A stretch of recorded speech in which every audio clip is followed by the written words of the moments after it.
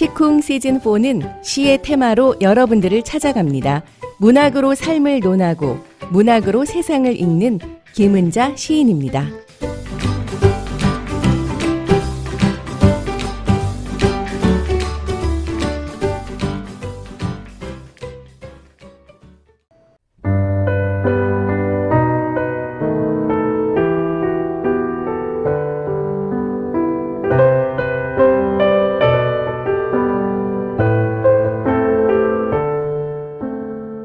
시원한 등나무 아래서 여러분들과 함께 둥글게 모여 앉아서 시도 읽고 사는 얘기도 하면서 시 해설도 해드리면서요. 시쿵 방송하면 얼마나 좋을까요? 수박 한 덩이 갈라서 먹기도 하면서요. 여름의 한복판입니다. 여러분들 한 주 동안 건강하셨나요? 더위가 기승을 부립니다. 매년 여름이면 매번 접하는 더위인데요. 늘 처음처럼 더위를 느끼게 돼요. 모쪼록 여름날에 건강 유의하시기 바라고요. 아무리 바빠도 시간 내서 좀 해변도 좀 걷고 갈매기 소리도 듣고 모래사장에 앉아서 평선 멀리 바라보다가 돌아와도 좋을 것 같은데요. 여름에는 계절이 그래서 그런지요. 세상이 시끌벅적한 느낌이 들어요. 계절 중에 떠난 자리가 가장 큰 계절이 저는 여름이 아닐까 하는데요. 여름이 가고 기온이 식으면 또 싸해지면서 쓸쓸하고 빈자리가 참 크게 느껴집니다. 아이들이 싸딱한 모래성, 아이들은 간 곳 없고 왠지 메아리 소리만 들리는 것 같고요. 갈매기 소리 적막하게 느껴집니다. 정열적인 계절이 또 여름이기도 합니다. 꽃의 빛깔이 가장 짙은 것이 여름이라서 그런가요? 여름에 읽으면 좋은 시집들, 이 여름날 시를 친구 삼아서 막막한 마음도 좀 달래보고 자기 내면도 들여다보는 그런 시간이 됐으면 좋겠습니다. 시가 참 이상해요. 시는 그 어떤 장르보다 시대의 흐름에서 비껴 있는 것 같습니다. 시를 어려운 것으로 느끼는 분들이 많이 있어요. 그래서 그런지요, 일부 사람들만의 취미로 치부되기도 합니다. 그런 세상일수록 시는 더욱 읽을 가치가 있거든요. 자신을 되돌아보면서 삶의 지혜와 이치를 깨닫게 해주는 것이 시고요. 또 그렇게 새삼 깨달을 때 삶은 더욱 풍성해질 겁니다.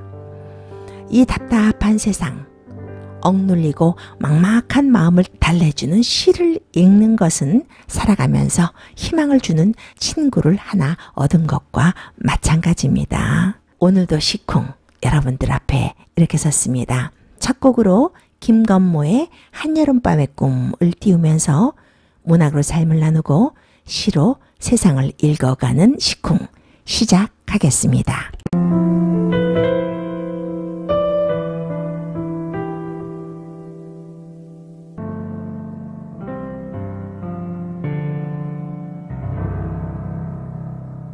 햇빛이 장렬하는 여름 해변, 뉴욕 일원의 바닷가에도 주말이면 요즘 사람들이 많이 붐빌 거예요. 바닷가를 찾는 사람들이 많은 계절이 여름이기도 하고요. 바닷물에 몸을 담궈도 좋고요. 해변을 걸어도 좋습니다만 모래사장에 앉아서 밀려오는 바다를 그저 바라보는 것 하나만으로도 시원한 바다입니다. 밀려왔다 밀려가는 파도를 보면 힘들었던 시간들이 좀 순환되는 것 같은 느낌이 들잖아요. 시쿵 시즌4는 테마를 한 달씩 정해서 그에 따른 시를 여러분들과 함께 나누고 있습니다. 이번 7월 한 달은 여름이라는 테마인데요.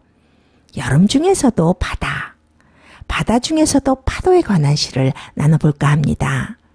똑같은 주제가 시인에 따라서 또 보는 관점에 따라서 이렇게 다른 얼굴을 하는구나 하는 느낌을 갖게 될 겁니다. 첫 번째 소개해드릴 시는요, 강은교 시인의 파도라는 시입니다. 낭송하고 이야기 나누도록 하죠.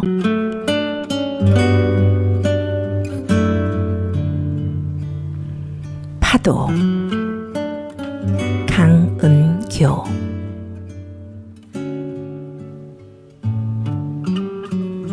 모래들의 숨소리가 들리는 바닷가. 나는 보았습니다. 파도들이 달려올 때는 옆 파도와 단단히 어깨동무 한다는 것을, 손에 쥔 하얀 거품이 모래밭을 덮는다는 것을 나는 알았습니다.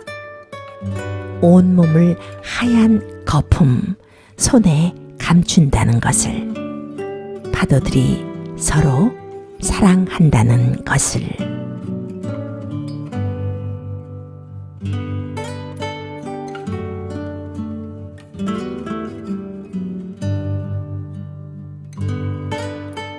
파도를 어쩜 이리도 자세히 들여다보았을까요? 이런 시가 나오려면요, 하루 종일 바다에 앉아서 파도를 바라봐야 할 것 같아요.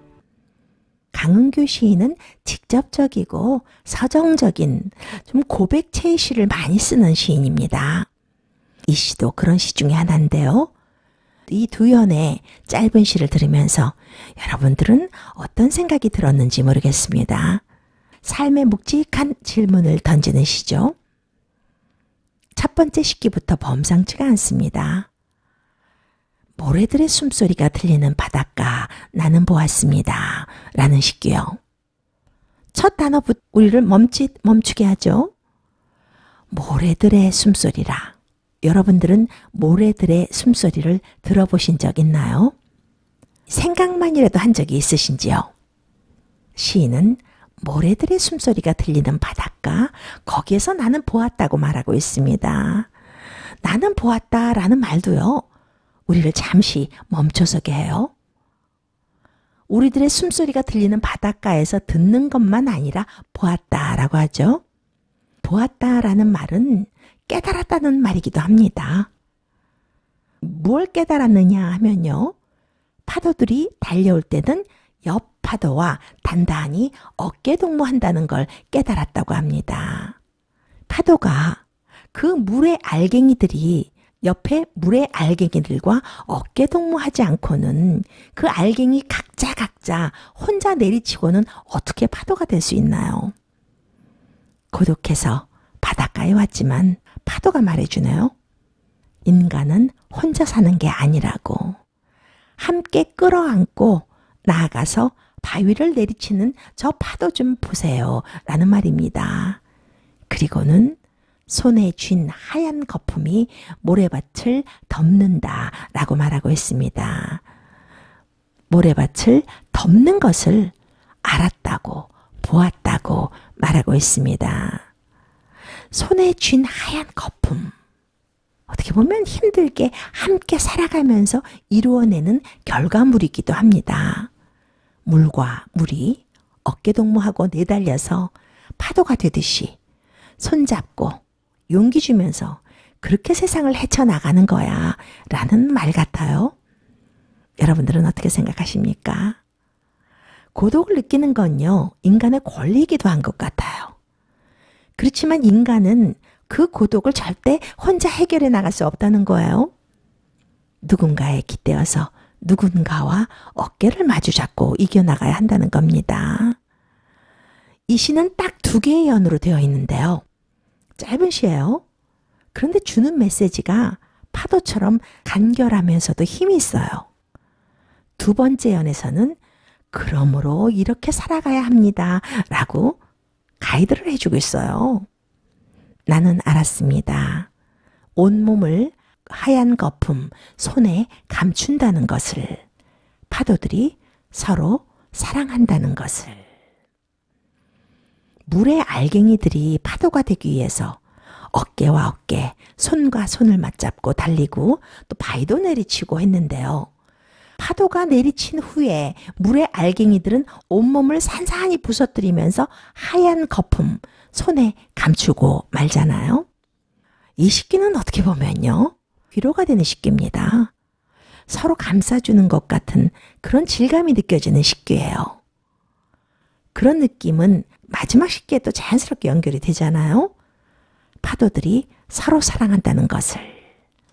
그러니까 파도가 그냥 내리치는 게 아니었네요. 어깨동무 단단히 해서 물이 파도가 되었다는 거예요. 파도로 부서지면서 어떤 것을 원망하지 않고 서로의 몸을 거품 손에 서로 감춰준다는 거예요. 그 이유는 파도들이 서로 사랑하기 때문이라는 겁니다. 글쎄요, 저는 여기서 그 인간의 또 그 같은 동질감, 그런 것이 좀 느껴지네요. 여러분들은 파도를 보면 이런 생각 하시는지요? 이 시를 알기 전까지는 그저 망연히 바라보기만 하고 파도 소리를 좋아하기만 했다면, 이제는 파도 앞에서 아, 물들이 힘을 합쳐서 저렇게 바위를 내리치는구나.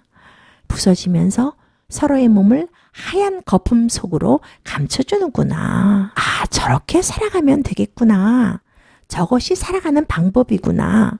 저게 사랑이구나. 라고 생각하면서 파도를 보면 파도가 크게 다가올 것 같습니다. 산다는 건 그런 것 같아요. 인간은 혼자 살아갈 수 없습니다. 무언가 이루려면요, 또 무언가를 꿈꾸려면요, 함께 나가야 돼요. 그런데 그 함께가 나만을 위한 게 아니고 서로를 위하고 사회를 위하는 동행이라면 아름답다는 거예요. 파도를 보면서 아름다운 동행을 본 시인의 성찰이 짧은 식기에서 물씬 느껴지는 시입니다. 강은교 시인을 사람들은 허무의 시인이라고도 부릅니다. 허무와 존재와 고독에 대해서 많이 노래한 시인인데요. 그런데 그녀의 시는요, 참 이상해요. 허무를 통해서 그 존재를 허무하게가 아니고 더욱 탄탄하게 느끼게 해준다는 거예요. 이 시 역시 그렇잖아요. 파도가 내리치고 없어지는 그 허무. 그렇지만 그 비유가 우리 가슴에 커다란 존재의식을 선사하면서 삶에 대해서 묵직한 질문을 던져주잖아요. 이 시를 쓴 강은교 시인은요, 1945년 한남 홍원에서 출생했습니다.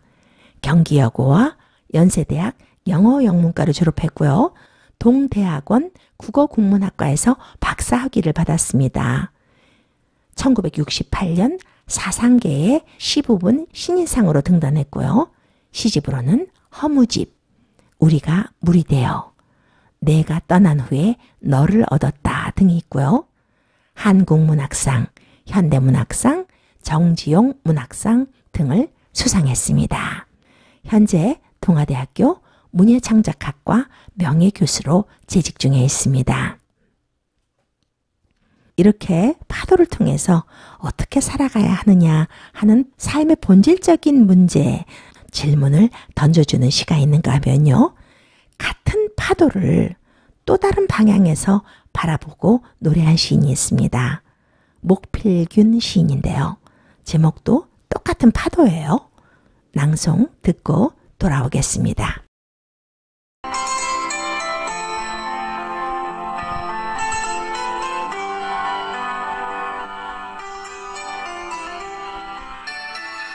시 중에서도 가장 무서운 시는요, 관조하는 시입니다. 관조한다는 건요, 지켜본다는 말이거든요. 지켜본다는 건 설명하지 않고 주관을 떠나서 고요한 마음으로 관찰한다는 말이에요. 사전적 의미로는 관찰이 통찰과 어느 정도 그 뜻이 일맥상통한다고 볼 수 있겠는데요. 억지로 거스르지 않고 가만히 지켜본다는 말이에요. 그런 시는 독자들에게 그림을 그려서 꼭 보여주는 것 같은 시예요. 결론도 성찰도 독자 스스로 하게 만드는 시죠. 또 내 모습을 거울을 통해서 이렇게 적나라하게 보여줍니다. 감동이 아닐 수가 없죠. 누구의 재치기 그리도 무서웠을까. 거대한 바위섬을 향해 무작정 돌진하던 파도는 산산이 부서지며 개거품을 물고 까무러쳤다가 다시 독을 품고 달려든다. 거대한 바위섬을 향해서, 그 단단한 바위를 향해서 무작정 돌진한 파도가 부서지는 모습을 개거품을 물고 까무러쳤다고, 다시 독을 품고 달려든다고 말을 하고 있네요. 이 시께서는 삶의 억척스러움이 느껴지기도 해요. 시인은 억척스럽다고 말하지는 않지만요. 바위섬을 향해서 무작정 돌진하고 산산이 부서지고 개거품을 물면서 까무러친다고 합니다. 그러나 그것으로 끝나지 않고 다시 일어나서 독을 품고 바위섬을 향해서 돌진한다고 말하고 있습니다. 여러분들은 이 시기에서 어떤 느낌이 느껴지시는지요? 파도가 사람보다 낫네 라는 생각도 들죠? 그런데 이 시의 키는요. 누구의 채찍이 그리도 무서웠을까라는 첫 시기입니다.